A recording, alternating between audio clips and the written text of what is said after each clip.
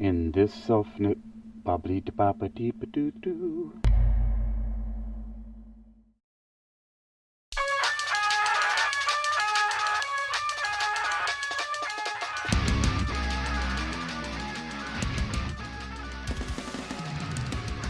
All right, buddy. So, what's going on with you? You just told me that you just left a comedy club? I just left the Hollywood Improv on Melrose. Hollywood Improv on Melrose. Yes, sir. The world famous Hollywood Improv. That's the original. So technically not the original building, but that is the original franchise. Okay. It's the one that they all stem out of. It's the one that won. Now, a lot of people don't know Hollywood Improv Melrose. That's in California. That is in Hollywood. Yes, Hollywood, California, which is technically where we met. Yeah. Did we meet in Hollywood? Or we met in Los Angeles. Well, yeah, in Los Angeles. Was it in the Valley, right? Yeah, no, I would go back to Bodies in Motion again. So was it in the Northridge location or Encino location? No, I was not. Northridge, right? Yeah. Okay. So what were you doing there at the? I was attending every Tuesday night. They do their open mic. It's a very coveted open mic. It's very snooty. You know, it's 60 some odd comics. And they're the audience, and they pick 25 names. And if you get your name called, you got 3 minutes. You better hustle. And I did okay. It wasn't my best set, but I actually got some laughs. To get laughs from other comics and to kill that room is not easy. So I did okay. So you didn't bomb, but you didn't murder either. I did not bomb. I part of it killed, joke to joke. There was a couple jokes that killed, a couple jokes that dudded out, which is common, and then it's done. 3 minutes is so fast. Yeah. You got about 2 to 3 big swings, and you're doing it right. That's it. And the booker is in the room. Her name is Rita. Okay. She's a very famous booker for the Hollywood Improv. Sweet lady. She just sits in the back, and you always wonder if she's laughing at what you're saying, and blah, blah, blah. And, oh, God, she's not laughing. And I think she smiled once at mine. I'm not sure. I think I got a smile. Okay. Got like a half smile, maybe. Like yeah. That. Yeah, it went pretty well. A friend of mine was in the audience. Her name is Abby. And she laughed. And then I said, in front of everyone, I said, "Thank you, Abby." And that got a big laugh because everyone knows who Abby is. Nice. And then I said, "I've seen Abby naked." And that got a big laugh. And that's true, actually. Okay, I was just gonna ask that. It was Platonic Nudity. Okay. I tried to explain it as best as I could, but I realized you got 3 minutes. Don't waste time on it. You got the laugh. Move on. She was laughing. She was like, "Oh, that was fun." I do know a little bit about the Platonic Nudity. Platonic Nudity. That's all I Yes, can describe it as. And it went well. And the idea is you want to get in. You want to get seen. You want the right people seeing you. You want the booker knowing who your name is. You want to be able to schmooze eat before and after with the right people, your fellow comics, all that stuff. Yeah. And you have no idea at all if it's going to lead to anything at all. Most likely, it doesn't. Well, I hear that about the business. I was talking to a friend, Rene. He's an actor, up and coming. I think you've met him. And I told him a couple years ago that I wanted to do stand-up. It was like the best way for me to deal with stuff. But I didn't get to do it in China. Hold on. I think Craig's going to have to call me back because his phone just cut out. So I'm going to wait for that. I'm going to wait for him to call me.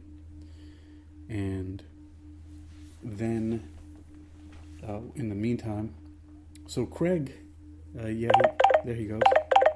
All right. Hey, welcome back. Oh, shit. Did we fuck up our recording? No. Welcome back to the podcast. I just talk shit while, I just basically said, oh, he's gone. Let me wait and see if he calls back. If not, I was going to call you back. So I'm in the hills. I think that's what's going on. I'm just getting out of the hills. The hills have eyes. Yeah. By the way, Craig, something just because I just said that, and that's a story. I do know that I got a couple of books that you've written. Yes, I'm honored that you're like one of my readers. Absolutely honored. I think you're the only one, Hakeem. We all have to The next book I write is going to be called For Hakeem. We all have to have. Hey, Hakeem. We all have that one fan, at least. You are the fan. I mean, that's what got. makes it worth it, I absolutely no. I believe me when I'm writing. I'm like, well, what did Hakeem think of this? Swinging for the fences. On that, I do my best to support people that I know first before, a lot of the big. And it's not that I have anything against like mainstream or really popular artists, musicians, or creators. It's just that when I know people, it's like sometimes you have a limited amount of dollars to allocate to stuff, and I'm just like, you know what? I'm gonna give this to Claire or Craig or whoever I know, and just and at least if not that, because sometimes people have given me like free copies of their books just because I showed like serious intent to buy it, and they're like, here, give a free copy and just make sure you give a shout out on your podcast or on Amazon review or whatever. So yeah, tell me the first book that I read of yours. What was that? I think you read Devil Country. Yes, I did. Which is shit was funny as fuck. Yes. What's that? So the shit was funny as fuck. Yeah. It's a fictionalized account of my experiences delivering pizzas in Beverly Hills to famous people. The thing is that it feels so real when I'm reading it. Yeah, thank you. It's written in such a plain style. It's just like I feel like you're just talking to me about it. It was called slum text. Okay. That was the comment that a buddy of mine gave it. He said the style of writing is very slum text. Slum text. It's just a guy on the bus kind of telling you a story. Yeah, okay. That's all it is. I've never heard that term before. Yeah, slum text. I like that. But it reminds me of one of my favorite bands. They call it's called like sludge metal. But anyway, you were saying. Yeah. I mean, it's a fictionalized. It's a story. It's not true, but some of it is true, and some of it's not true. Yeah, that's what it feels true. So it's like a creative nonfiction. Exactly. Okay. Thanks. But yeah, I mean, I think what that was I was a young writer. I was living in North Hollywood. I wanted desperately to break into show business. I didn't know how. I still don't know how. But I decided, well, you got to get on the grid in Beverly Hills somehow. And I realized, you could deliver pizzas. So I know how to do. And I ended up at a pizza place in the heart of Beverly Hills. And I delivered multiple times to all of the agencies and management companies and the lots. So I was on the lot at 20th Century and Warner Brothers and all of the agencies. William Morris was still there at the time. ICM, CAA, Creative Artists, which is right down the block. And you just got a real bird's eye view of what was really going on. You get to see exactly how they make the sausage a little bit. Yes. And a lot of those places, it's just like a dumpy DMV office. The only difference is it's stacked to the rafters with agents who are fighting other agents, and everyone's jockeying to try and sign clients, and it kind of reminded me of a boiler room. You know what I mean? Where they're just cooking up stocks, and hey, James Gandolfini's coming in the building. Yeah. Hey, Jimmy. Yeah, don't call me that. And you just kind of be a fly on the wall for it, and you get to see what's what. And to me, that was fascinating. It was like, I guess this is the story. I don't know. And then some stuff really did happen where it's like, oh, that's a story. And it was really owned by a celebrity. Yeah. And she was on the bottom half of her acting career. She had paid all her money. She wasn't really trying to be a star anymore. She was just a lady who owned a pizza place. And she's very sweet. And she was still working. She was just a working actress by then. Sometimes she'd come in, and sometimes she wouldn't. And all that. I had some experiences with her, and I kind of took liberties. Yeah. And just kind of went with it. And I wanted to draw, a portrait of what I see in terms of competition involved between people to try and get something going in Hollywood. Yeah. And, it is pretty hard sometimes.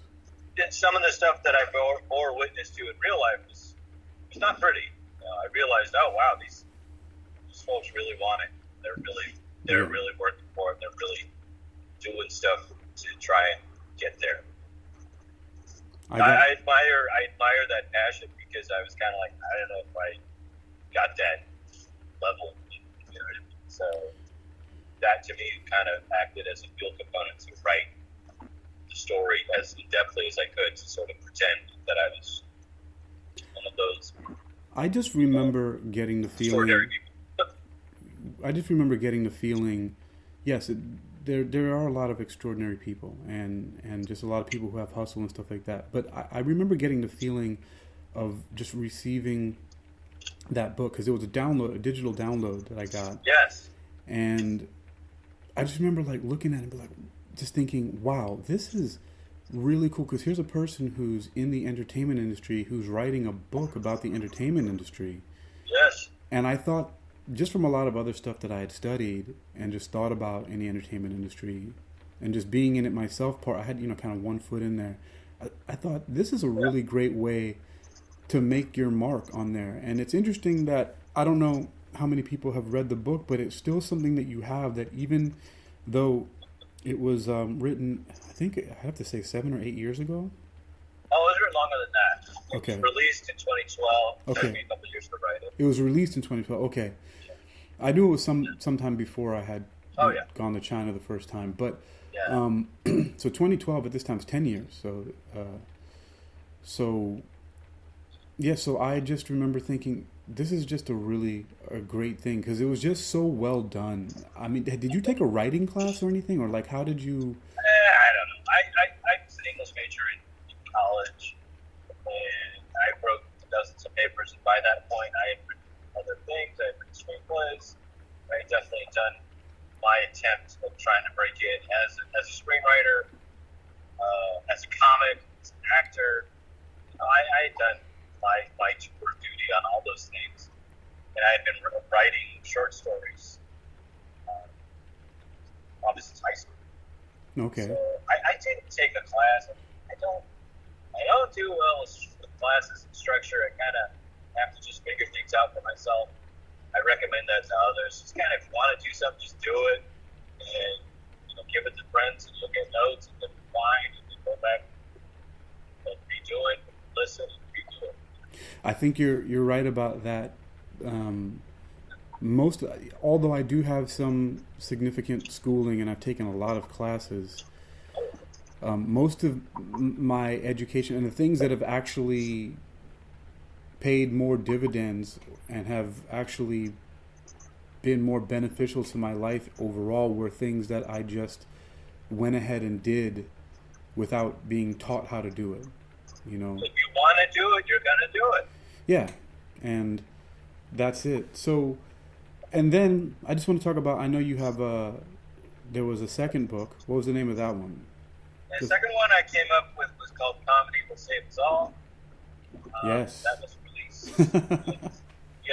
That was released in, I want to say 2015, 2016. Comedy Will Save Us All. And both of these are available on Kindle under Craig Spivek. Just run a search on Craig Spivek, author, and you'll find them. So, And Craig Spivek, comedy- author, right? Spivek, Spivek.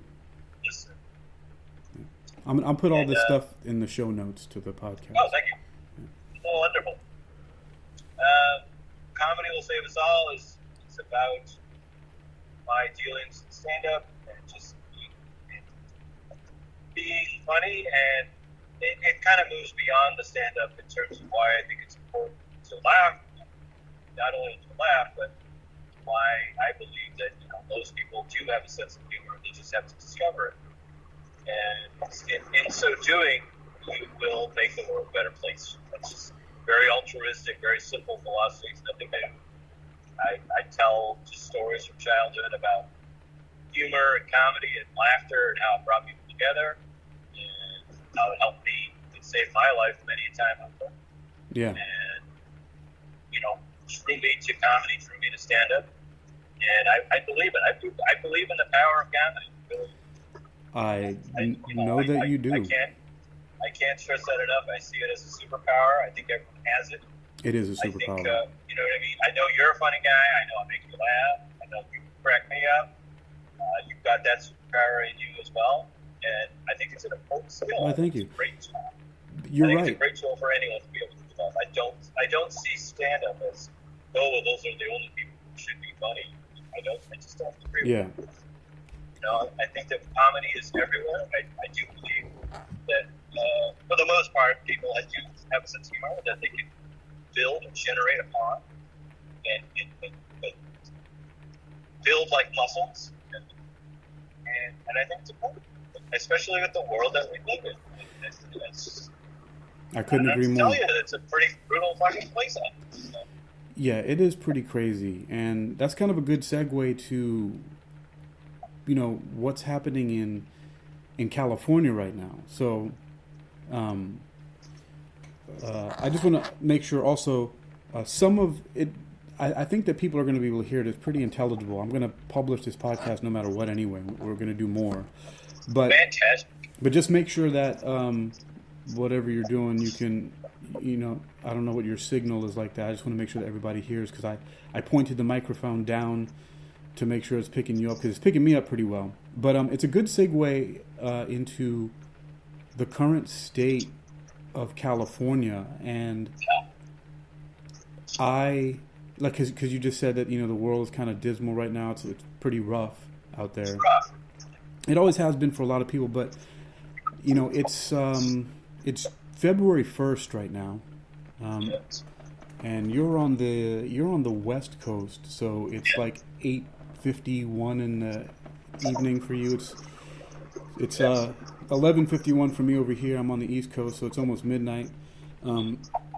But how I got here was I originally actually was going to go back to Los Angeles because that's where Flor and I flew out from. That was like our home base.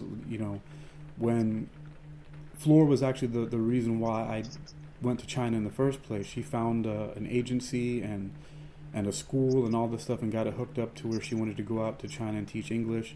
And that's where I went out in the first place. And then we ended up there the second time we went to China. We were in Virginia Beach and then Florida, and we bought a new car, and we drove over to Los Angeles, and then we flew out to China from there. Right. And so that's where I was flying back into. But I got to LAX sometime in the morning. I don't remember exactly now. I don't have the tickets in front of me. But I remember that I got on the bus from the airport. It was a bus stop very close to the airport, and started making my way towards West Hollywood. And then just one incident after the other happened on my way, with like crazy people getting on the bus. And even the bus driver was asking me about my guitar and what I was doing, and I was talking about China, and then some lady, she just started yelling at me, "Don't be telling people about your business in China." She's like, "They're the enemy. They're the enemy. And if you tell people that you know about China, that you were over there, they're gonna attack you." And I was like, okay. You know, I said, "Thank you, miss, for telling me that. I appreciate it." Whatever. But that just kept on happening like way too many times on the way, and it wasn't even really that far to get to where I was going. From LAX, at least the bus ride I was taking, from LAX to West Hollywood, and I at one point in time, I just got off the bus and went back in the opposite direction. Because, I don't know if you know this, but the buses are free. At least at that time. They were. They're not anymore. Yeah, they were, and I guess it's a COVID, pandemic thing. Yes. And so I didn't have to pay anything. And so I was like, F this. And I got off the bus, lugging a whole bunch of luggage and everything, went back to LAX, and I had only a little bit of money left, but I was like, I'm going to Virginia Beach. My sister lives there, and, you know, I couldn't deal with this crazy shit. And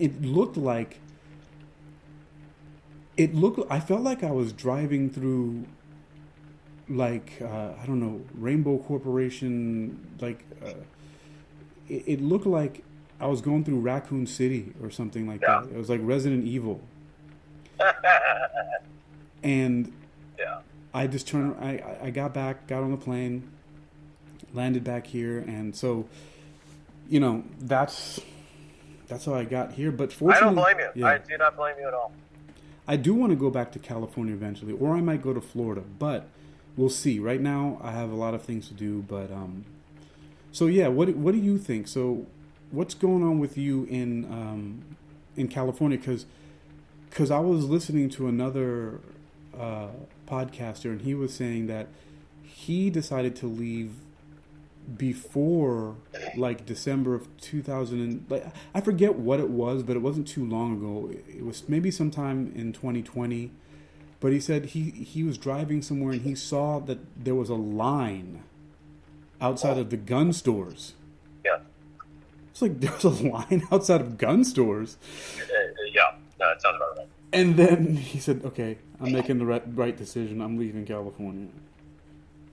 Yeah, I don't know what the drill is in terms of gun policy for California. It is more strict here. However, gun sales have spiked here just as they have anywhere else. You can't have a concealed carry in California. Okay. But you can own a shotgun, and you can own, I think you can own ARs. That's all right. And you can own a pistol for target, but you can't carry it on your person. It's illegal. I think that's what it is. One of my clients used to have a pistol, but he kept it in his trunk all the time. I don't know what he did with it otherwise, but... You know. Yeah, I don't know. Yeah. Either way, I mean, there's still a shit ton of guns circulating around Los Angeles. Yeah. No question. And Southern California. And that's scary. And unfortunately, under Garcetti, homeless policy, as I would describe it, has gotten worse. Okay. Not better. And he won and got elected on a platform of, I'm going to end homelessness. Really? And under his watch, it got worse. There was a giant, I guess you'd call it Skid Row, that is still going on in right near the LA jail and City Hall, that area. That sounds about right. I mean, when I first got to California in 2002, one of the first things I did was actually film a documentary about Skid Row because it was just so shocking to me. There is a pretty massive Skid Row, and it's still there, and it's getting worse. And every now and then they clean it up. They just cleaned out MacArthur Park and Echo Park. So what that means is cops come in at 6 in the morning and just round and throw out everything and anything. Wow. That's their version of cleaning up. Kind of salt. Yeah, exactly. And that's not getting any better. And to show you where we're at in Los Angeles, not only did Garcetti fail at that, and is still failing, he is deciding to take an ambassadorship to India. And so he is recusing and stepping down as mayor, I believe, in November. Okay. Which is nuts. I couldn't believe he's just running. And to me, that says, I can't fix this. You guys are fucked. I'm going to India. Because he's pals with the Biden administration, and they gave him an ambassadorship to, I think, Mumbai or something like that.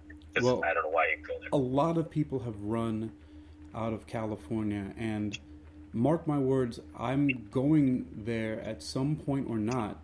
But I also kind of have in mind, I'm sort of going to take advantage of the situation, because I know that the real estate prices are going to plummet. Yeah. And a lot of stuff. And this is at the time when a lot of people should be staying if they have the gut for it. Because if they do stay, you know, they can do well, because it's gonna spring back up. It's just, you know, if a person can hold on to property and maybe go somewhere else where they feel safer or whatever, or if they can just tough it out while they're there. But I kind of feel like, I don't know, not to sound like a conspiracy theorist, but I kind of feel like that this is kind of the plan. You know, to gut California, and then for a bunch of venture capitalists and other people to go swoop in and grab up property. But that's what's going on. Yeah, but I don't want to get too much into that. But yeah. But so anyway, this kind of sprang off of you were talking about your second book, Comedy Will Save Us All, and you know, I just talked to you about how I ended up in Virginia Beach, and then, you know, again, what was the spot that you just left that you were driving home from right now? I'm coming home from the Hollywood Improv. The Hollywood Improv, and you said they picked 25 names to get on stage. So there's about 60 or 70 people in there, and they pick out 25 names out of a bucket, and if your name's called, you got to go up. That's awesome. And it's a nice like, I don't know what you'd call it, like a benchmark or a rite of passage. Yeah. To be able to say and to do and experience doing the open mic at the Hollywood Improv. It's an important thing. I can imagine it is. That's it's awesome. Just a part of the experience of doing stand-up. Well, I didn't say it before, but congratulations on, having that. I got that going for me. That little achievement, yes. You know, there's something from IMDb, right? The International Movie Database, that says there are no small parts. So, if you keep that in mind. That's right. I mean, seriously. Like you were talking about how some, people just want to maintain being a working actor or a working comedian, Oh, I would love it. Yeah, that's, consider this a step on the way. I mean, a lot of people give up. Oh, I know. I look at it like it's an aggressive hobby. It's always here. I grew up here. I have a home here. I live at home, that home that I grew up in. Yeah. So I'm part of the old growth forest of the San Fernando Valley, and showbiz has always been here. It's always been a part of me. There were friends and family who were, part parcel involved in the entertainment industry on all fronts. And it's just something that you grow up with when you grow up in Los Angeles. So I understand, it's always here. It's just, if you can make some money off it, if you can make a living off it, you're blessed. So I've never been able to, but I would love something. I would love to make some money off it. I think we've done a lot of stuff, but fame has eluded me, but that's all right. To be a working actor or a comic would be just a dream come true. Yeah, I mean, I was just thinking that sometimes it's not necessarily the fame, but just the fact that you're able to consistently work. It'd be great. Like I was talking about earlier, our friend Rene, he's not necessarily famous, but he's been in some pretty big productions. And, he played in a movie with Batista, where he was a featured part in that. He was in one of the episodes of How to Get Away with Murder with Viola Davis. Nice. And he's done several things that I actually found that episode. I was watching it and I randomly saw him in that. I'm pretty sure he posted before that he was in it. Nice. But I never had an opportunity to watch it. I was in China for 4 years, and a lot of stuff is blocked over there. Yeah. They call it the Great Firewall. Right. But I got interested in that show, and I watched it, and I saw him. And then another person that I met, another friend, Michael, he's doing really good things. He just wrapped up a show as a lead part in a show called The Have and the Have-Nots. Nice. And it's living the dream. If you can get work, I think that's a lot of the big hook for people when they come out here is can they sustain themselves working in the business? That's living the dream. Most people have a day job, whatever. I have odd jobs that I got to put together money for every month, and that's fine. I don't have a problem with that. But what's like the typical, like the stereotype job, like of a person who's an actor? Like they usually show that people get jobs as like waiters or waitresses, right? Like serving tables. Yeah. In between. That's a big one. I can't see how that's so bad though. People make good tips in the service industry. Oh, it can suck. I mean, any day job can suck. Some people can do it though and have a good experience and make a lot of money. Know. Yeah. I mean, my gig for a lot of years was delivery. That's why I wrote the Devil Country, because I had done delivery for years and years, and that's the world that I know. Using your car and just driving all over LA for whatever delivery purposes that were necessary. Yeah. And it works. That's all you can do. Well, another friend of mine, Kevin, he worked for a company. I don't exactly remember the name of them right now, but what he did on the side was he drove for Domino's Pizza, and and then it's a good gig, man. Yeah, and he quit his job at the production company, and then got like bonded and like licensed as an insurance salesperson, and he basically works from home, through Zoom meetings. Yeah. And I don't know if that's exactly what he do. I mean, he does he's part of a really cool podcast, and I'm going to give him a shout out right now. They're called The Real Short Box, and they do a live stream on YouTube every Monday night. It's 7:30 p.m. Pacific time, 10:30 Eastern Standard Time. And it's funny, the guys are hilarious. They've been doing it for years together. I watch it as often as I possibly can, and I just talk shit in the chat. And because we all kind of know each other, it's nice to visit a podcast where when I make a comment or something, they mention me by name. It's really cool. Right. But so now, speaking of podcast, you have a podcast. I know you haven't visited it since November of 2021. Yeah. So just a couple months. I mean, I've taken longer hiatus. Yeah. But it's called the 459 podcast. Is that 459, man? And so 459, the way you have it labeled, it looks like 459 is like a time. Yeah. So tell me about where does that come from? Because when I started it was just like it was COVID. I was bored, and I needed functionality and some type of structure. And I found myself sort of done with my day at 4:59, the way you are done with a regular 9-to-5 job. Okay. So for me, the joke is I'm waiting till the very last minute of the workday to get my podcast filed and up and running on Spotify. And that was the gag. And it's just a 10 or 20 minute riff, every day. Yeah. Of just zany stuff that was on my mind at the time. And you've inspired me to bring it back, so I'll be officially off hiatus probably by tomorrow. Cool. Here we go. Get ready. Well, I've listened and I've been amused, and I'm just like, what is this guy talking about? And it's just you.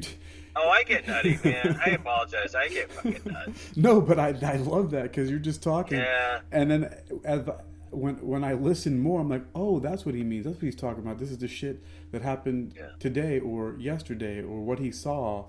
And I just think that's like the best because, you know, a lot of people like we're doing right now have guests on their podcast, but you're only the second guest that I've had on my podcast. No, I know, yes, and I'm honored. I want to make that clear. I'm absolutely honored, sir. I mean, not technically true because Floor, when I first met her, like that's what we decided to do together. We decided to podcast together, and so unfortunately, I'm kind of pissed because I didn't realize that if I didn't pay the hosting, but all the podcasts that we did together were deleted. Oh boy. Except for maybe there's like I think I have at least one or two, but it's great because she is fucking crazy. Like she would be when she knows she's on camera, she just goes into actor mode. But she has has the most dry sense of humor. I thought I had a dry sense of humor, but she was just fucking hilarious, and she was so good that it kind of reminded me of you know that show with Zach Galifianakis, Between Two Ferns. Oh yeah, no, I love it. And you know how a lot of people thought that the guests were like totally serious, being offended and whatever. But it was pre-planned, right? Or am I wrong? No, they were working off a script. They work off a script. Yeah, they were in on it. They were all in on the joke, and Galifianakis says horrible things. It's horribly offensive. It's great. It's great. I love it. You know, President Barack Obama was on there, and it's great. It's classic. And it's so great because a lot of people can't tell that it's scripted. That's when you know it's good. Yeah. But that's what her and I used to do.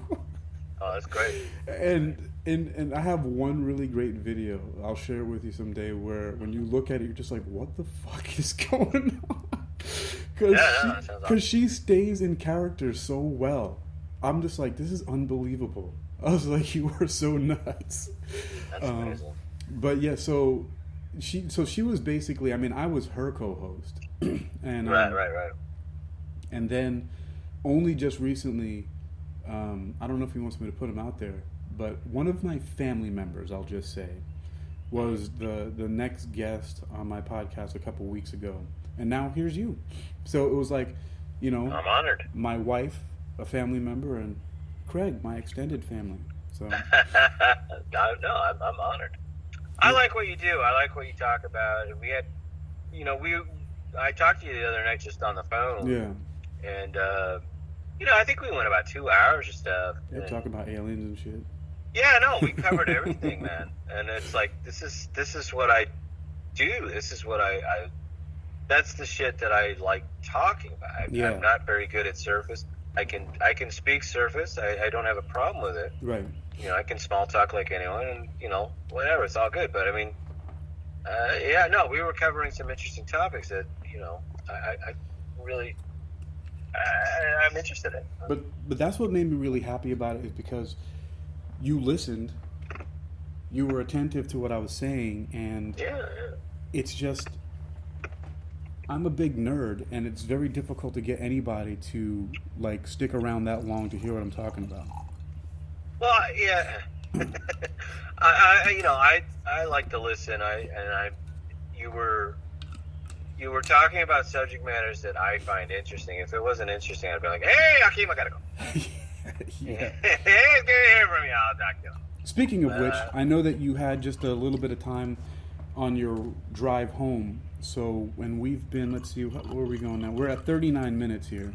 Oh, sweet. So, I'm parked in the parking lot near the Starbucks. I didn't want to drive all the way. The same place where we used to hang out all the time? Oh, Northridge. Yeah. Northridge, man. We're going to have to... That's the last time I saw you, the last place I saw you. I know. Floor and I went to go visit there. I know. We hung out in the coffee shop. You got a couple good photos, which I'm very happy about. Mm-hmm. And well, it was wonderful meeting her. I was so honored to be able to meet and talk with her. Wonderful, wonderful lady. She's the best. Yeah. But let's see. Okay, so now moving forward. So, Yeah. okay, so Craig, the author, Devil Country, Comedy Will Save Us. Comedy Will Save Us All. Comedy will, yes, thank you for the correction. Comedy Will Save Us All. And I don't know why it keeps slipping my mind. I guess because I haven't been there for a long time. But you just left tonight from the improv, the Hollywood Improv. Hollywood Improv. That's so easy. Hollywood Yeah. Improv. H-I. Hollywood Improv. Hi. H.I., Okay, there we go. yeah. All right, Hollywood Improv. World famous. And then yes, it is world famous. And then the 459 podcast. Yeah. Check it out, baby. Which you have said to the international audience that you were going to fire it back up. Firing back up, baby. Here we go. Yeah, you're going to hold me to it now. And I'll have you on as guest. I have to figure out this whole how to get two people to talk. Oh, we'll work it out. And record. Yeah, I'll figure it out. We'll work it out. But I'm totally like really low. I am not like super high production at all.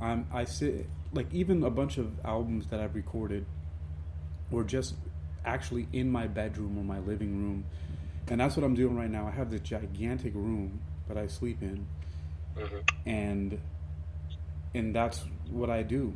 You know, I do it from home, or if I was somewhere riding out in the street. I mean, I recorded so much music, like with portable recorders on buses and trains and train stations and at the LA Times building and out in front of Whole Foods and whatever. And that's actually how I like to do it.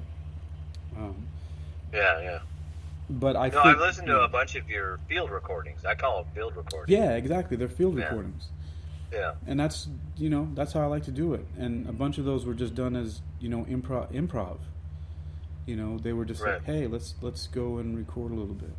So yeah. So the books, Devil Country, Comedy Will Save Us All, the Hollywood Improv, and now the 459 podcast.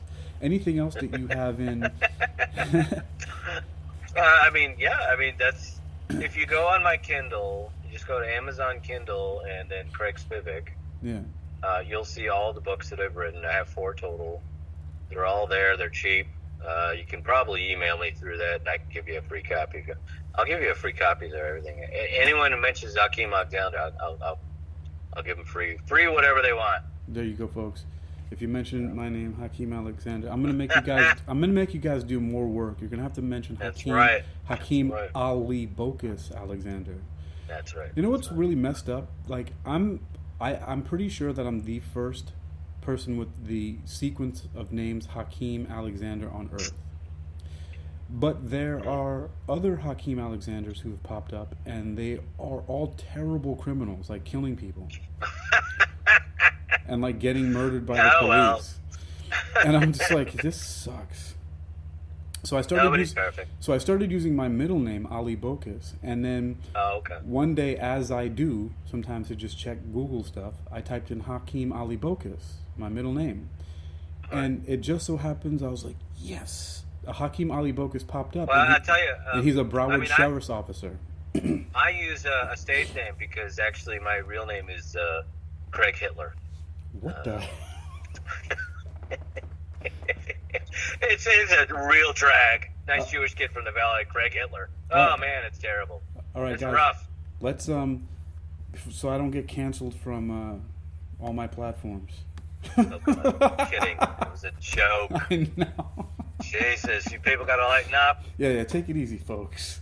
My real name is Craig Muammar Gaddafi. Oh God, what did I just say? Oh my God, I just almost spit vodka all over my laptop.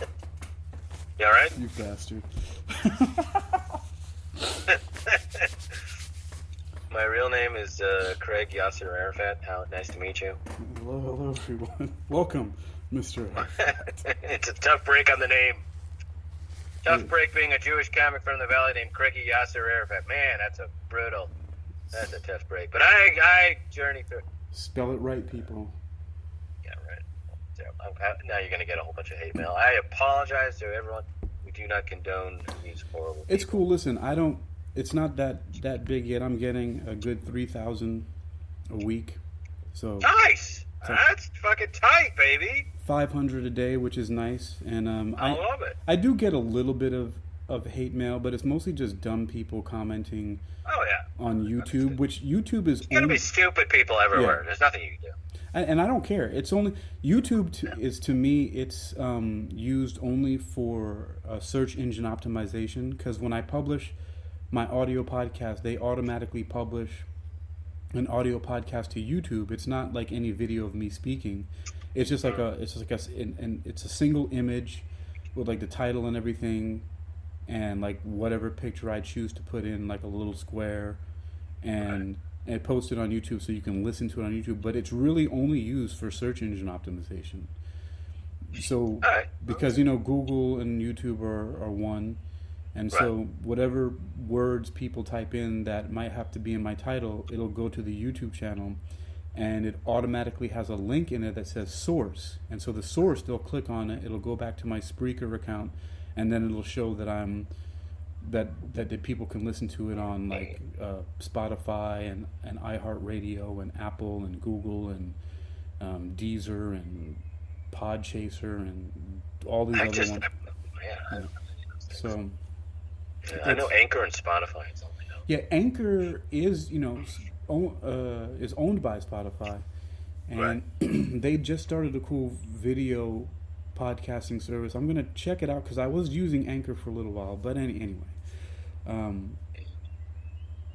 was using them for a little bit, but maybe I should get back into it. But I really do like what Spreaker does for the podcasting business. But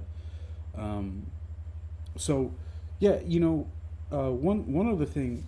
So I wanted to mention is that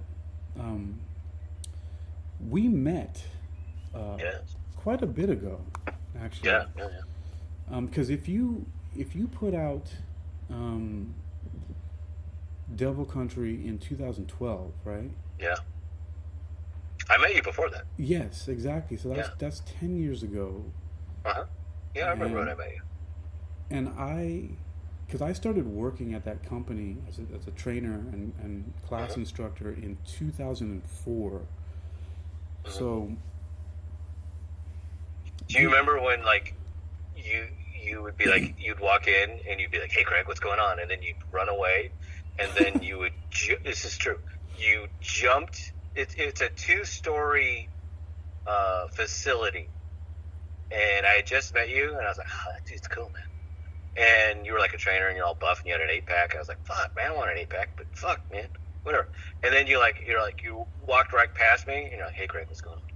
And then because you had a class on the 2nd floor, and there's this big staircase that you know what I'm talking about? That staircase. Yeah, I remember this staircase. And you're like, fuck the stairs, and you started climbing up like the cylinder wall area. I'd never seen anyone do that before. I was like, wait, is that legal? Can you?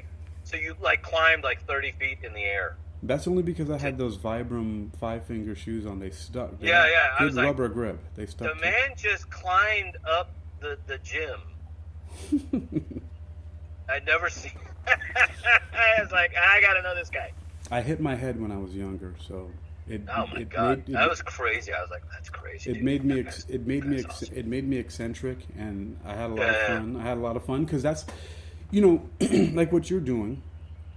To me, working in fitness and doing capoeira and kickboxing and going to the gym was it's like a playground to me. Yeah. So I just had so much fun. I was like, I can't believe I'm getting paid to do this. That's what it was. It was like you were climbing the jungle gym. Yeah, I was like, I can't believe I'm getting paid to do this.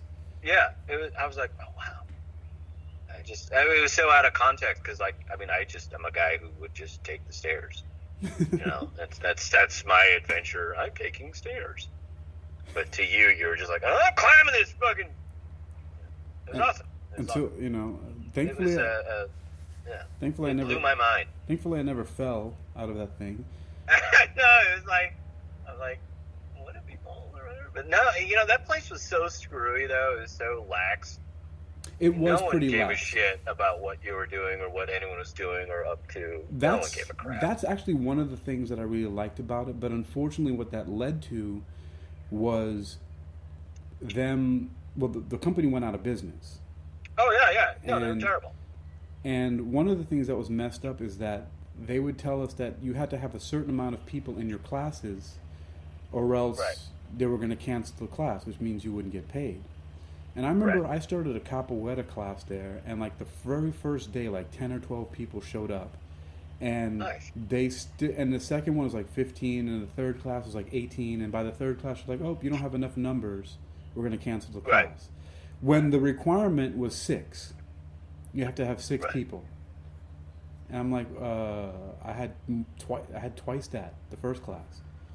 So I 3 times. Oh, by the third class. Yeah, they were ruthless. I mean, I don't think they gave a shit. I think that I think it was all tax shelter. You know what I mean?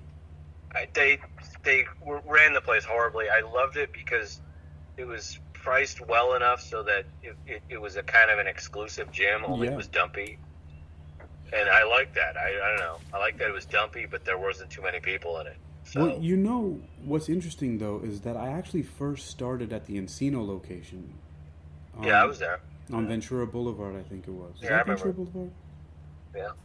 Ventura and Encino, or right off of Balboa.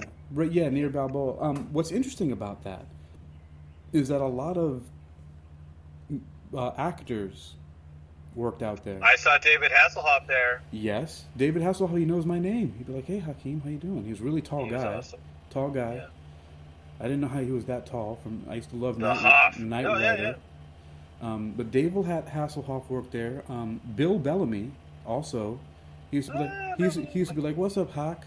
Right? He was also another cool guy who like got to know your name. So Bill Bellamy's down to earth. Jose Canseco. Oh my God! Was there? I actually trained him in fighting. He went to do MMA. I think he lost horribly, but that's not my that's not my fault. Yeah. I don't take credit for that. I just want to take credit for the fact that I sparred with Jose Canseco. Nice. It was only because another guy who was training him, his name is Rene Cabrera, and Rene trains with some very high-level martial artists. And he one day couldn't be there for whatever reason, so I got to train with Jose Canseco. And nice. Who else? I think, is it Clarissa or Marissa Joan Hart? I can't remember. Melissa Joan Hart. She was Joan Hart. She was like Sabrina the Teenage Witch or something like that. Or yes, I remember her. Michael Clark Duncan worked out there. Oh my God. Yeah. Legend. Wow. And another guy who was really cool, Dominick Purcell, who played Dracula in Blade 3, which all of us can agree that was not such a good movie. But he then went on to do the TV show Prison Break, and and he's in Legends of Tomorrow, which is a very popular TV show. And I've seen him in a lot of other things like Assault on Wall Street and different things like that.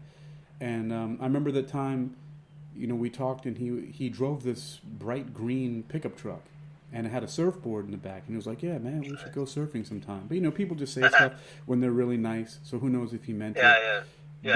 But anyway, I name dropped a whole lot of people, but so many people worked out there. I mean, I saw Paula Abdul out there. Oh my God, I didn't know that. Yeah, dude, there's so many. I'm sure I'm forgetting people. In Northridge, I saw Danny Trejo. Oh, I saw him there too. We talked in the ring, and he was telling me about how Sylvester Stallone was jealous of him because of how fit he was, Danny Trejo was, and how Sylvester Stallone didn't look as good for his age. I do remember that. He was in the boxing ring. I spent a lot of time in the boxing ring. I remember that boxing ring. I got beat up in that boxing ring. Did you really? Well, no. I mean, I can't box. I learned. I took a boxing class. Was it with Chris Sunday? Was it with Chris? Yeah, I did Sunday. The dude from Africa. Yeah, very cool guy, man. Oh, I love Chris Sunday. Yeah. There were a lot of really good. I mean, the Weaver triplets were professional boxers. Had a couple world titles under their belt. That's right. And they worked out there. I mean, it's so interesting just Because anyway, the reason why I even mentioned all that and I said all those people's names is because when you talked about earlier about when you wrote Devil Country and delivering and then going to these different agencies and seeing the competition and just the people who were there. The one thing first thing that came to my mind, and I didn't mention his name yet, but when you mentioned the actress who was just ran a pizza shop, right? Yes.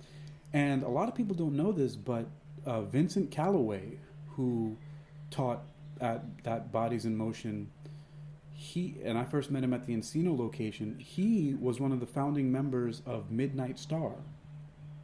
Oh my God! And him and his brother then broke away years later, and they had their own group called the Callaways. But they had really famous songs. Midas touch, everything I touch. I remember Midnight Star. I wanna be rich. Dun, dun, oh, no parking, baby. No parking on the dance floor. And here he is, after all that, I'm just teaching Tai Chi, I'm teaching Kung Fu, I'm teaching, being a personal trainer. And I do remember I did go to I don't know if it was a Midnight Star or a Calloway, I think it was a Midnight Star, show. But I went to go see them perform live, and I'm like, wow, these guys are amazing.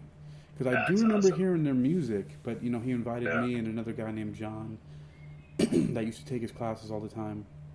But I had no idea who these people were, except for David Hasselhoff, of course, Michael Clark Duncan, Miss Joan Hart. Yeah, okay, I knew. But I knew that's my point, though. That is so L.A. Yeah. That is so Valley, where it's just a part of the landscape that you got to sort of accept and deal with. In that you'll walk into a Starbucks or a Whole Foods or a gym, and David Hasselhoff's behind it. Now, don't give him a hard time. Yeah. He just wants his espresso. He loves the attention. Say hello. Say you love the Hoff. Don't touch him. Right. And that's it. Speaking of a Dave that's all you do. In the showbiz, one day I saw Dave Grohl at Starbucks in Tarzana. Oh, yeah. He lives there. He lives... He lives, I believe, right near the Encino Bodies in Motion. I don't know where he does, but he was near where the Whole Foods and Starbucks is there, which is across the street from the hypnosis school that I went to, the Hypnosis Motivation Institute. But here's what I didn't know until recently about him. His it's 606 West Studios.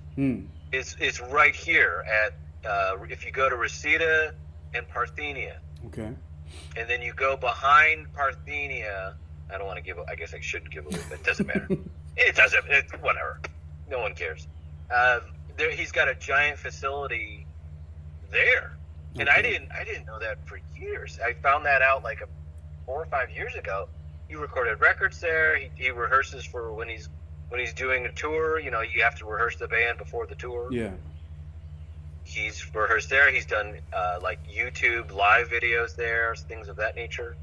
And it's like he's a legend, and he was just right there the whole time. I was like, he's one of the greats. But the guy is not only just a legend, he's totally cool because when I met him, he was there with his daughters. He has at least two daughters at the time. 3 daughters. I read his book. He's got 3 daughters. Well, I didn't know that, but at the time he was only there with 2 of them at the Starbucks. Yeah, there you go.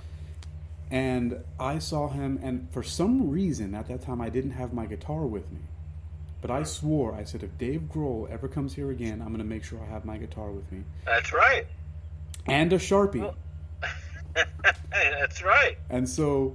But he's cool enough to where if you're approaching him with a guitar, he's not the guy saying, oh, crap, this guy's going to play me a song and I got to sign it. Well, I didn't bring the guitar out. He's cool. I didn't bring the guitar out until I got right up in front of his face.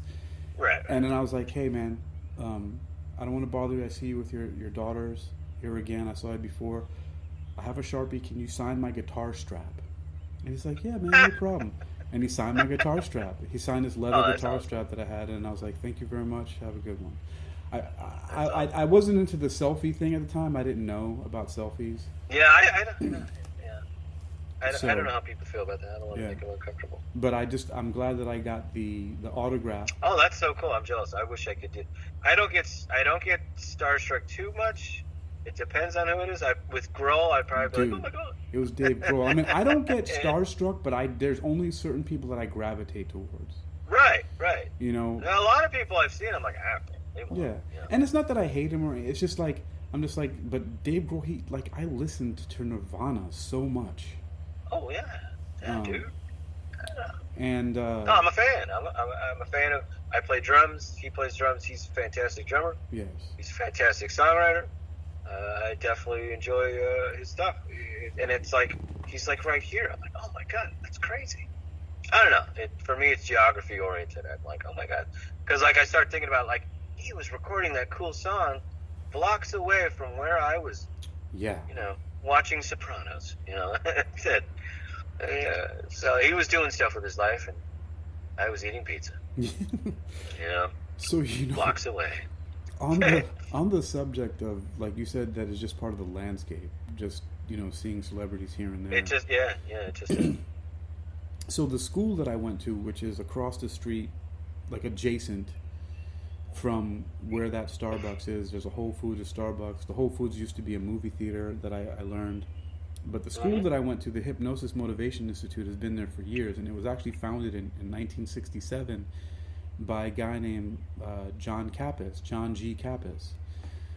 And some interesting Hollywood connection to him is that his second wife, she went to the school for hypnosis or for whatever reason.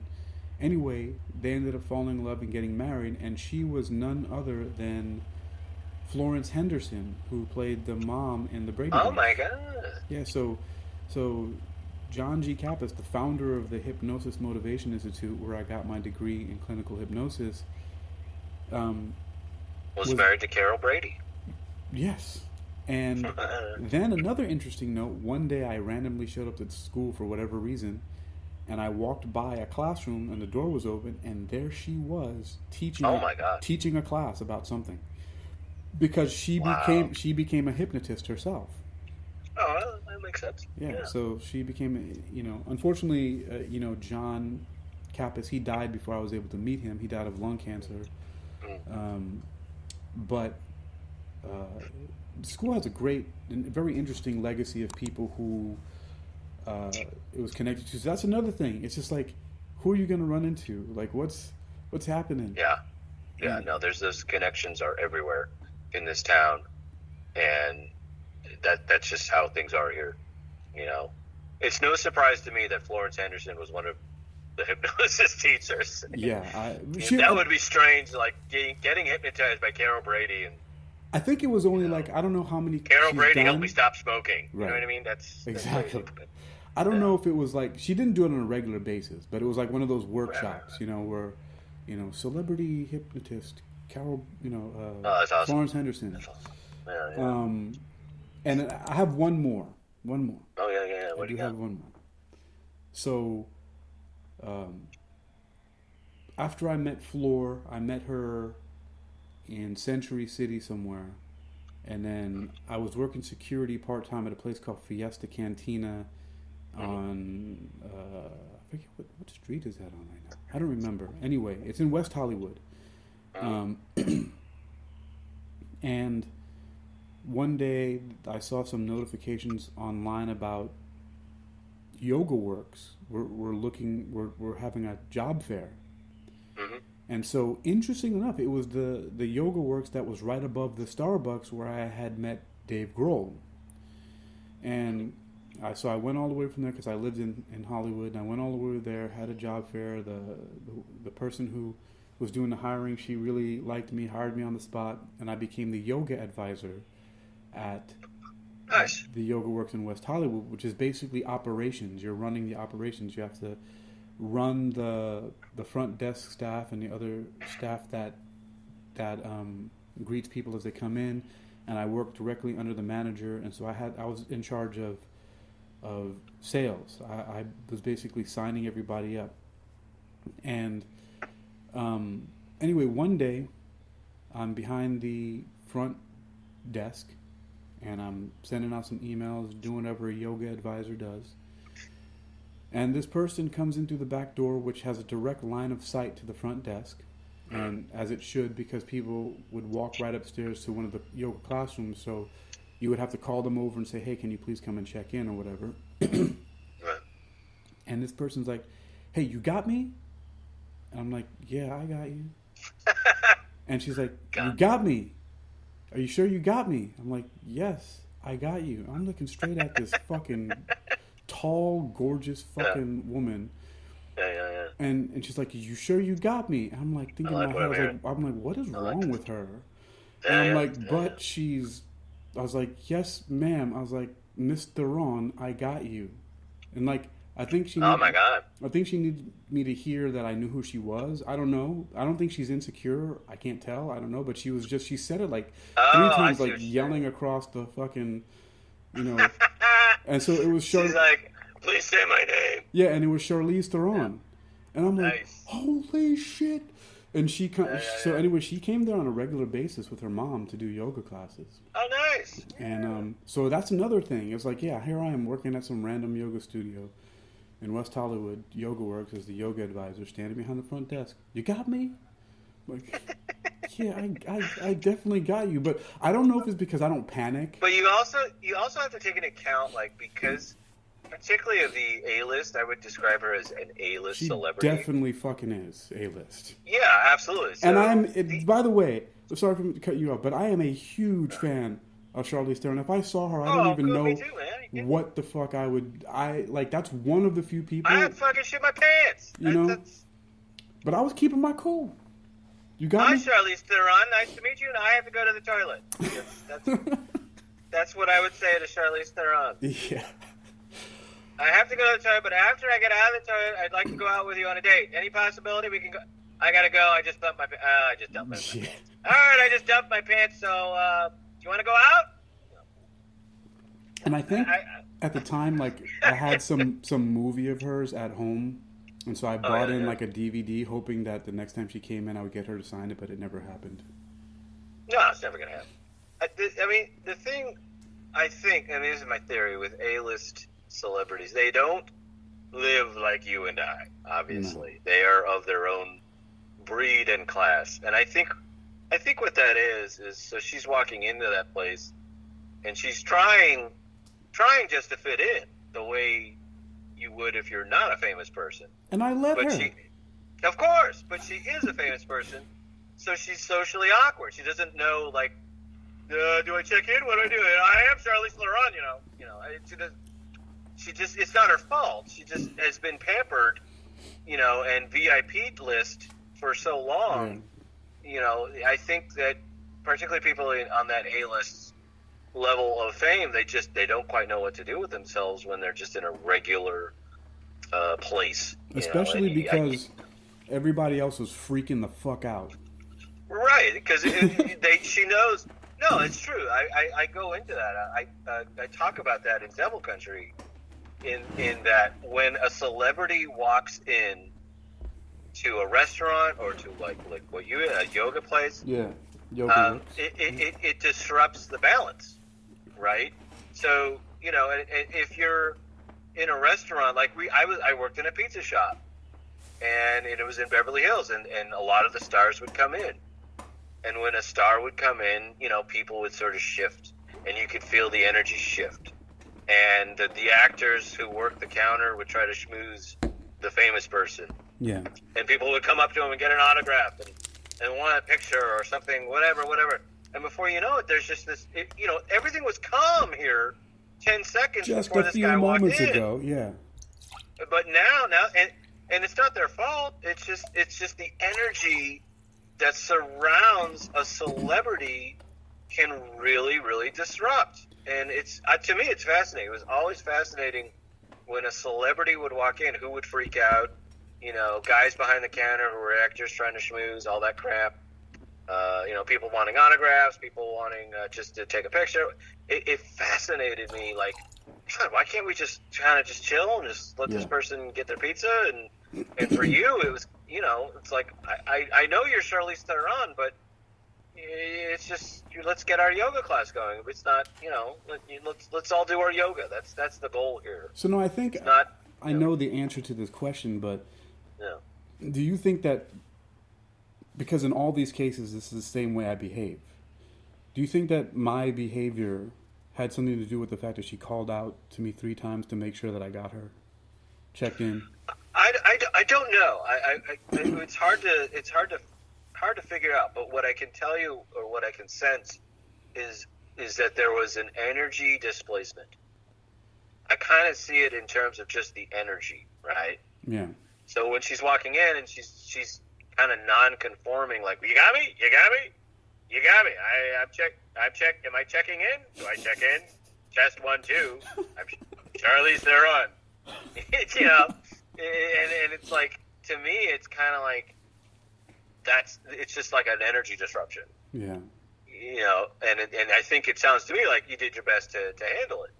Well, because you're trying to do your best to make her comfortable and to make her feel like you're just another person, but you are also Charlize Theron, so we have to. And it has nothing to do with the fact that I'm not, like, I don't totally have a huge crush and think she's like super hot and any of that other stuff, or that she's a great actress and that I try to keep up with all her movies because I think she's amazing, But I'm just like, I'd have gone nuts. Are you kidding me? I would have lost my shit. I don't know how you're strong. You're stronger than I am on that stuff. You're like cool.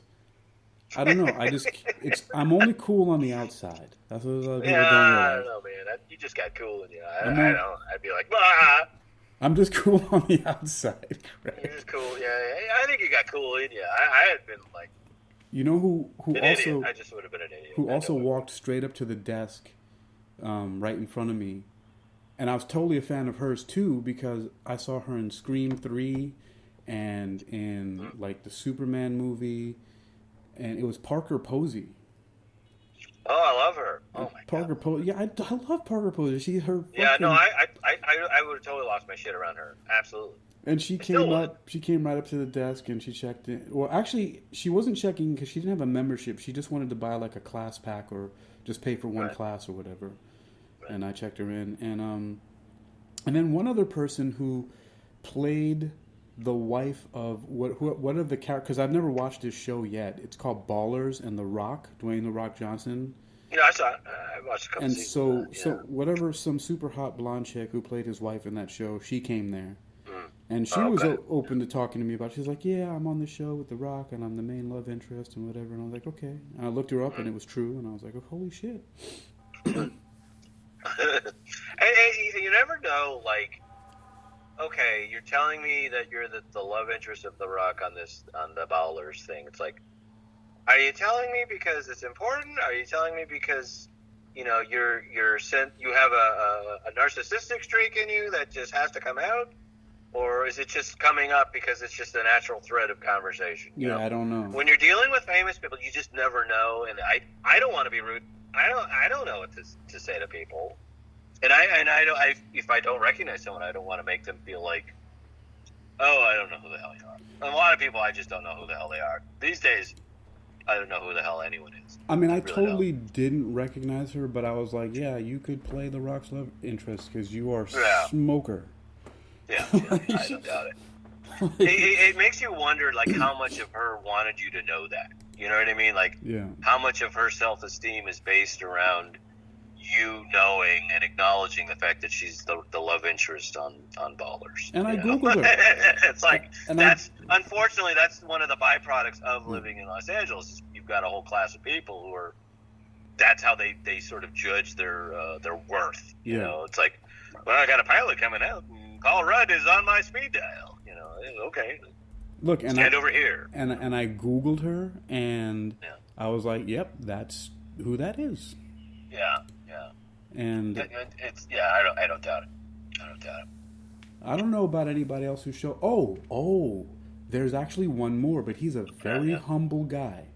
Oh, there you go. He's super humble. He's friends with me on Instagram, and he's a drummer.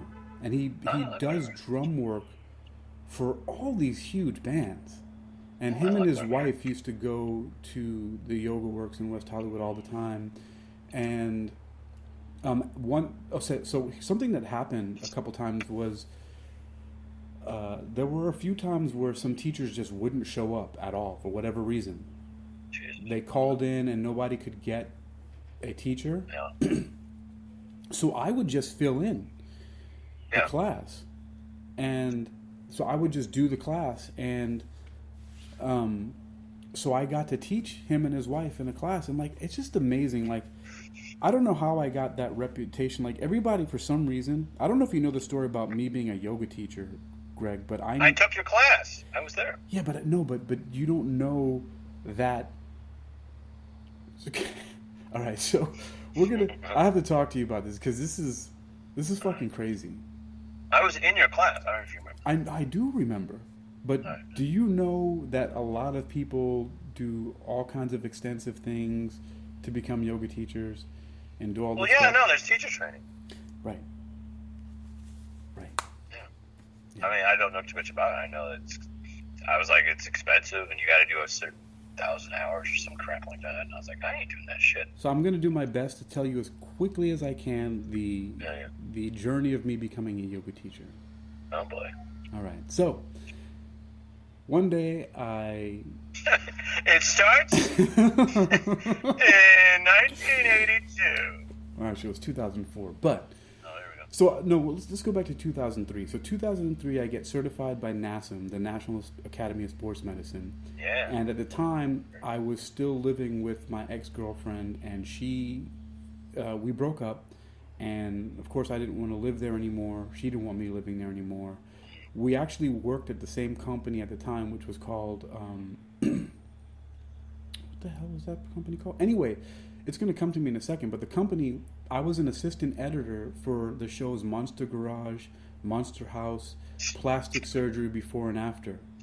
It was called Original Post, and so I would go there, and my ex-girlfriend worked the day shift and I worked the night shift. I worked overnight, and it was a beautiful studios anyway. So we did, like I said, we did those shows Monster Garage and whatever, and but then I left the company. And I moved to the Valley with my friend Kevin, who is the one who does the podcast called The Real Short Box. Mm-hmm. And when I got there, I'm just the kind of person, like, I'm just not going to idly sit around. I was like, I have this personal trainer certification, so I went out to Ventura Boulevard and I walked like at least 2 to 4 miles in either direction. But when I walked from Ventura and Reseda towards where Bodies in Motion in Encino was, which is going towards Balboa Boulevard, I found Bodies in Motion Encino. And I went in there, and this girl named Rachel, who actually got married to one of the Weaver triplets, Floyd Weaver. Nice. She interviewed me. She was the manager at the time, I think. And she was like, hey, I like what I see. You're great. I'm going to hire you. And so I started working there. And then one day, I was training with one of my clients, and we went into the kickboxing room. I call it the forest of heavy bags. We went in there, and there's a water fountain. So she drank some water, and then we said, okay, we're going to meet this next time. And she said, bye. I walked out the door. And I looked, and there was like 20 people standing around. And I don't know why, but I said, hey, what are you guys doing? They said, well, we're doing a kickboxing class. And me, for some weird reason, said, no, you're not. You're just standing around. And they said, oh, well, our teacher's not here yet. And I said, when is he supposed to be here? They said, 5 minutes ago. I said, oh. And again, why did I say this? I said, well, do you mind if I teach the class until he gets here? And they said, no, we just want our class. And so I did the class. And So you just started teaching. And this dude never showed up. And so, yeah. Had you studied yoga? Did you know? No. This wasn't. It was a kickboxing class. Oh, it was kickboxing. Well, yeah, kickboxing you know class. that. So the fitness manager or the group fitness director, Anthony, who was also a martial artist in his own right, who actually lived in Japan with some ninjas or some shit like that. But like, he was so thankful that I, took over the class that he put me on the schedule as a sub. And so then one day, one of the Reaver triplets or somebody couldn't show up. Oh no, it was a guy named Vincenzo Trippetti couldn't show up for a class, for a boxing class. Quite the name. Yeah. So he couldn't show up for a class for whatever, and so then I got a call from Anthony, hey, can you sub this class? Yes. And then one day he says, Hakeem, do you happen to teach yoga? In my head, I'm like, fuck no. But you know what I said? I said, yes. You said yes. And you know See, what that's what is so amazing about you. That's what I'm saying. I can't do that. I am a coward. I say no. I don't. Are you kidding me? And where I say no, Hakeem Alibokas Alexander says, fuck yeah. So, that's all I'm saying. That's all I'm saying. So what I did was... You got balls of steel. I don't... would never fucking do that. I would never fucking... I didn't teach yoga. Bend over. And I got nothing. They might be... I don't know if they're steel. They might be concrete. They crack under pressure. But so what I did was I looked at the schedule and I saw that there were at least 2 yoga classes before I had to go and teach this one that he wanted me to. So I went to both of those classes. I also bought a yoga book, bought a yoga DVD, and I went on YouTube. And by lunch, you became a yoga instructor. I was like, dude, I was a yoga master by then. Oh my God, I don't doubt it. And then somehow, people were like, you're the best yoga teacher I've ever had. I'm like, yeah, really? No, you were great. I remember it. Like, I specifically remember. I was like, I'm enjoying this class. And so then I just got over the imposter syndrome, and I was like, well, if they like it, and I'm not fucking breaking anybody's body, I'm going to just do this. Move, breathe, meditate. I love it. Yeah, I was like, shit. And then you know what happened after that? Hakeem, do you happen to teach mat Pilates? Yes. Of course. Boot camp? Yes. Yes. So then I just ended up having this career as like a professional sub where I would just pop in. One day, people were like, who's this? Hi guys, I'm Hakeem. Your instructor's not here today. But I am. Deal with it. Let's go. Oh, shit. So that's how I started teaching yoga, was just, people not showing up. That sounds about right. Did you ever certify or anything like that? I did eventually with YogaWorks when I was in West Hollywood. Right. There were actually quite a few celebrity instructors, and one of them, I don't remember her name right now, but I did a 500 yoga teacher training with her. And I still need to get my hands on that certification so I can teach some classes at the gym I'm at now. But, dude, it was it's a cool experience. It was a cool experience. But yeah, that's cool. That's how that ended up. You see, wear Eagles dare, baby. That's what you are. You just wear Eagles dare. I don't know. Just going for it. But okay, but what do you mean though? I mean, like you do comedy. What do you mean you have? You're a coward. That's easy. Shit. That shit's easy because it's just like, oh, I can act like a dickhead on stage for 5 minutes or so. Sure, no problem. I just see it as being efficient. Instead of acting like a jerk on the bus or at my job or whatever, I get to be on stage and act like a jerk. Okay, I'll do it. It makes sense. It just kind of fits in. But I don't know. I've always had kind of trouble, like, if I were ever offered something like that, where, hey, Craig, can you teach yoga? Or something? I don't know anything about it. Even though I've done yoga for a lot of years now, it's like I would still buckle under. I would still be like, oh, what if I get someone hurt or somebody sues or I fart? A lot of it is just, what if I fart in the middle of it, and then people point and laugh, and I run out screaming, and then Charlize Theron poops on me, and it's horrible. Dude, I don't know where I'm coming with that, but you know what I mean? Here's what's really messed up about all of that. I don't know, messed up or just genius or fortuitous or whatever, is that's the first time I ever did yoga. Was the class? That's crazy. The class that I went to in front of people. The class that I went to figure it out, because there were a couple teachers, and then teaching it was like my third class. So, but dude, these are the things that happen when you have to do something. No, you're right. Because it becomes out of necessity, where you're like, all right, fuck, I gotta learn this. I gotta do it. Because they were paying me. Exactly it. They were paying me twice as much to teach the classes than they were for each personal training session. So I'm like, I'm gonna do that. Like, I was in a way money motivated. Step it up. I was in a way money motivated, but also I just love fitness, and I'm like, I don't know this yoga stuff. All I know is that there's a bunch of girls in the class with tight pants on. Not bad. Amen. Fucking amen. But I never did it before. I wasn't motivated by the chicks either, even though I used to see a lot of really beautiful girls. No, I mean, that's not the sole motivation. For sure. It's fun. It's great, but it's not. Yeah, it's a bonus. But then I went in and I was like, wow, I can do this. Yeah, that's amazing. But man, dude, we've been on quite a journey. It's yeah. That's what we do, baby. It's amazing. So that Starbucks, we definitely have to do a nostalgic revisit for like one of our next meetups when I get back out to California. So that place is still going, huh? Yeah, the Starbucks is still open. They have shortened hours because of COVID. Yeah. I don't really go in there anymore. I don't like their coffee, but I like hanging in there every now and then. I go across the street to the Spud Dutch for a better cup of Joe. I mean, I don't like Starbucks coffee either. I don't like it. It's just something about it's just it. But no, it's still here. It's still a fixture of Northridge, and it's still a good place. Absolutely. And it's like another Koreatown away from Koreatown. Isn't that interesting? Yeah, no, this area, for whatever reason, it's just heavily Korean. I don't know why. I love it. Me too. I'm all for it. And that's just the way it's always been. It's been like that here since I was born. Yeah. It's just heavy Korean. Floor and I lived in Korean Koreatown. influence. We lived between Western and Vermont on... Western and Vermont on, I forget what the street was called at the time, but... Probably Beverly.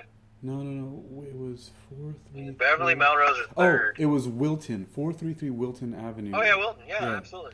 I lived on Wilton. And right down the street from Wilton was a one of those Korean-owned coffee shops. I forget what they're called now, but I used to go sit there all the time because there was a 7-Eleven on the corner, and then we just walked across the street. It took us like 5 minutes to walk to this coffee shop, and we used to just sit there all the time. Hang out. And so, anyway, dude, I'm so glad. I just want to let you know, like, you're awesome. I appreciate the other night, when you called me. You're awesome, sir. And the Hakeem Ali Bokus Alexander show. Fuck yeah. Thank you. I appreciate it. But no, but for real, I really do appreciate. Well, actually, that's this podcast that I'm doing is called Hakeem Ali Bokus Alexander because I wanted to make a separate podcast from that. Just I do commentary and just talk about random shit because I have one that's a music podcast, and then I have one where I mainly talk about aliens, and then there's another one where I talk about the afterlife, and then what's the other one? Oh, then there's Hypnoathletics, which talks about like fitness and stuff like that mainly. But I wanted to do one, and I only just started this one recently, where I just wanted to just have conversations or do commentary about things. And it first started with like a commentary about what I saw on Google and this Google song, this vaccine song. And it was funny. Oh, yeah, we talked about that. Yeah, I didn't bash it or anything. I was just like, this is what I'm seeing right now. Here you go. Check it out yourself. It's interesting. That's creepy. I don't know what to make of that. Yeah, so it is what it is. Yeah. So, hey, wait, today is, it was Tuesday, so, because Wednesday is the 2nd, which I'm supposed to meet with the fitness director at One Life Fitness to start my re-emergence of my career as a fitness trainer. Yeah, nice. And, so Wednesday, it's the middle of the fucking week. What are you doing tomorrow? I don't know. I haven't figured it out. Probably going to go over to my buddy Garrett, who used to work at that Starbucks. Garrett. I remember Garrett. He's an actor. Yeah. Garrett was an actor. He's now a film editor. But yes, he was an actor. He's teaching me how to play Batman Arkham. Okay. And Red Dead Redemption and a shark one. I forget the name of it. Well, he may not remember me, but tell him I said hello. I will. No, absolutely. I'm sure he remembers. Absolutely. Garrett, yeah, because I remember he was doing some entertainment stuff. He was focusing on acting, but he's film editing now. He's film editing. Yeah, he's editing. He works on Shark Tank.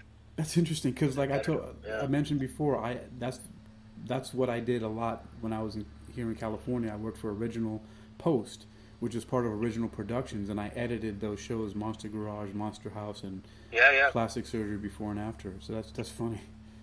Yeah, no, I mean, they sort of farm all this stuff out to anyone and everyone.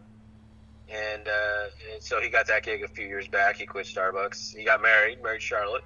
Yeah, and he had a baby too before, right? No babies. No baby. Okay, I know there was a marriage, or a baby something going on. Yeah, I think the baby was someone else. Okay. What? Okay. I don't know anything about that. But no, they're married. They're doing well. I'll give them your ups. Yeah. You say, hey. And then, like, what about? I know the weekend. It seems so far away, right? But so, back to this whole California. It's pretty crazy thing, Like I said, I couldn't handle it. You're a stronger person than me for that, because I got roots here. I can handle it. If I didn't have roots here, I wouldn't be able to be here. I ran away, but I lived there for 13 years. I have friends there. I have you. I have Rene. I have another Rene. I have a Michael. I have so many people that my friend Sean, Elizabeth.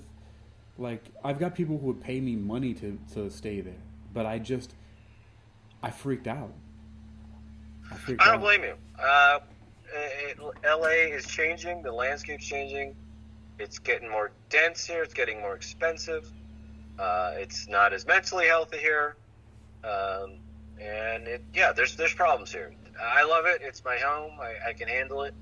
I don't blame someone if they want to leave or if they come back and they can't be here and they got to go. I see it. I understand. So. Well, eventually, it's not going anywhere. LA's not going anywhere. So anytime you're ready, come for a visit. You'll be fine. Yeah, like I said, eventually I'm gonna come back out there just because, it's either gonna be there or Florida for sure. Because Florida, I don't know if you've spent any time there, but there are a lot of similarities to California, except Florida rains a little bit more, and it stays warmer for more times, for a longer period of the year, and it just it also lends itself very well to that bohemian lifestyle. Yeah. Well, you were in Jacksonville, is that right? No, dude, are you crazy? I said bohemian lifestyle, not redneck lifestyle. I'm not fucking Fred Durst from Limp Bizkit. I don't live in fucking Jacksonville. I lived in Fort Lauderdale and Miami. Oh, okay. Yeah, I was in South Florida. And then I, did a couple runs down to Key West. Oh, I would love to do that. But dude, no. To see all that. Yeah, man.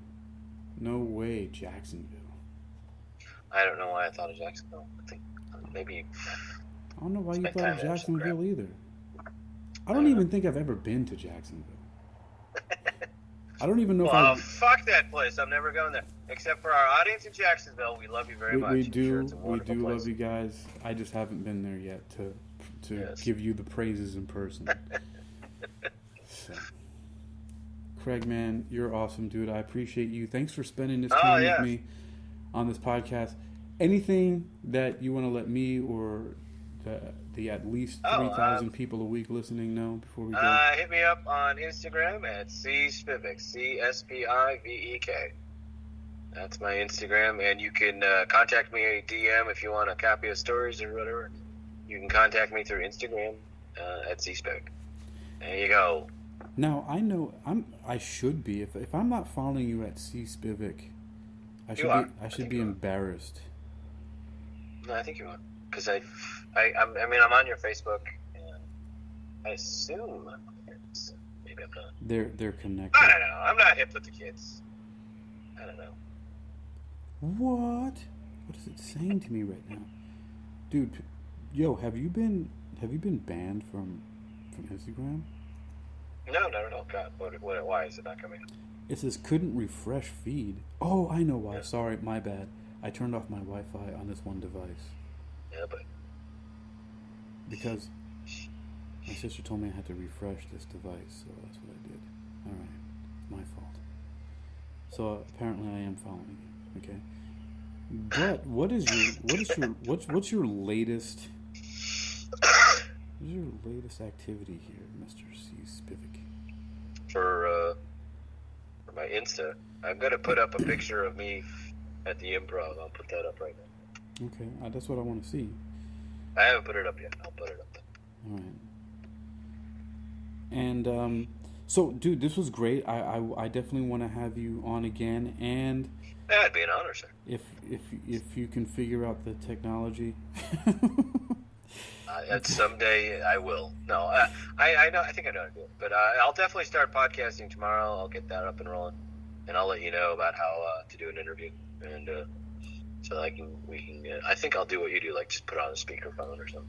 Yeah, and I actually, don't know. It's technical. I'll figure it out. actually, right now it actually sounds pretty good. I mean, I've listened to a lot of podcasts, and this is actually pretty good.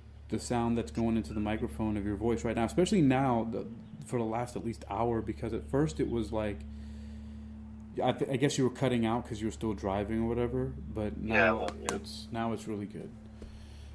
Tight. So I just spammed you with a bunch of likes on your Instagram. Thank you, I appreciate it. All right, brother. Craig Spivek, thank sir. you so much for hanging out with me for this. Hakeem Alibokas Alexander, you're listening to the Hakeem Alibokas Alexander podcast. Yeah, man. It was an honor, sir. Absolute honor. And like I said, I need to get you on here again at some point in time, so please let me know when you're going to be available for that. All right, I will. My schedule's easy. I'll let you know. So here's what I'm going to do. Right now I'm playing some music Yes. to these people. I'm going to turn off my voice in this microphone, but I'm going to say goodbye to you off mic. Hold on. All right, everybody, enjoy this crazy song. It's called Hypnopathology, and you're going to hear my crazy Slipknot-like vocals on this soon. So y'all have a good one.